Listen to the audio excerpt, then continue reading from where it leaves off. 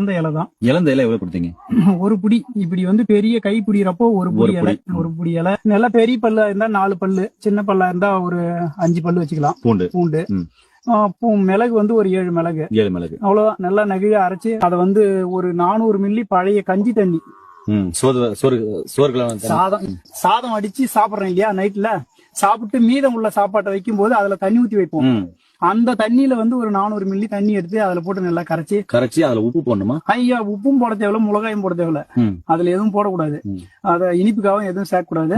அதை வந்து கரைச்சு கண்ண முடின்னு கிழக்கு திரும்பி உன்னுடைய தெய்வம், நீ எந்த மதமா இருந்தாலும் எனக்கு கவலை இல்லை, உன் மதத்துல எந்த தெய்வம் உனக்கு பிடிச்சதோ அதை மனசுல தியானம் பண்ணி, இறைவா எனக்கு குழந்தை பாக்கியத்து கொடுன்னு சொல்லிட்டு கண்ண முடின்னு குடிச்சிருங்க. கிழக்க நோக்கி தான் குடிக்கணும். வடக்கு திருப்பியோ தெற்கு திரும்பியோ குடிச்சோம்னாக்கா நீண்ட நாள் மருந்து எடுக்கணும். அந்த மருத்துவம் வந்து சரிப்படாது. சாப்பிட்டு வந்து ஒரு சிலருக்கு 3 மாசத்துலயே குழந்தை, 1 மாசம் சாப்பிட்டு போன மாசமே நின்றான். ஒரு சிலருக்கு வந்து 3 மாசம் ஆயிடுது.